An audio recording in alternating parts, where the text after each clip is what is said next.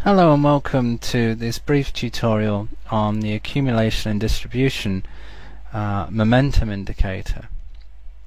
This one's quite different from, say, the RSI and the actual momentum indicator by name.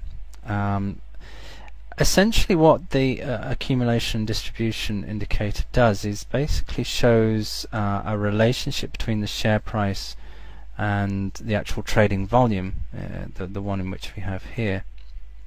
So it's showing you a calculation based on these two things here. And an upward trend basically results from more investors buying than selling, as more of a trading volume is associated with buys. And obviously if a volume is flowing away from a particular stock or security, then the accumulation distribution indicator obviously moves down.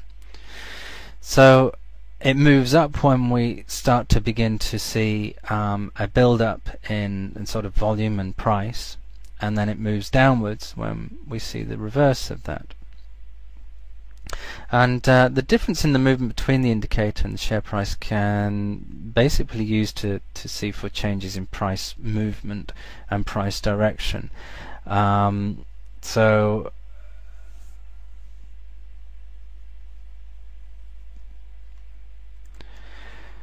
for instance, if we started to see the accumulation and distribution start to move down, we would then look towards a bearish move within the actual security itself, and obviously the faster that is moving down, then we can then begin to expect, or certainly indicate, that the chart will look to become bearish as a result.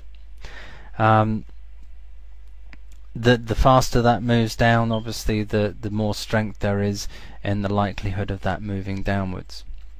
Conversely, if we begin to see the reverse of that, where we start to see a recovery in the accumulation and distribution, we can then begin to see a likelihood in a bullish movement or a recovery from a prior bearish one, a bullish movement within the security or the stock in which we're using it. And that is essentially all the accumulation and distribution does and shows. It's basically showing you where we're likely to see a change in the current direction or than what we normally have, which is similar again to a momentum indicator. You know, we have this kind of swing movement going on. But it is pretty powerful in that if you catch it just at the right time, you can get some pretty good movements.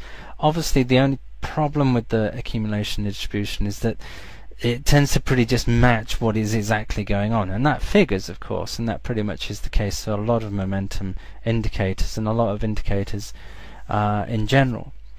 But if you catch it at the right time and you don't get confused by using too many indicators, and you understand the chart and the security or the stock in which you're trading, then it can become quite a powerful tool. And once again, you can plot within the accumulation and distribution chart itself and use that, much as what I was talking about in terms of the momentum, in that you can use it as points of reference that wouldn't necessarily be shown up on the chart as well. So as we can see, it's relatively straightforward. It's usually, you know, the basic ones are usually the better ones, rather than these overly complex indicators, and they allow us to see a different view on a price movement based on other factors relating to the price in a simple form, and that's basically what we want from an indicator, which would then allow us to apply a certain degree of analysis to it and then make our trading decision from there.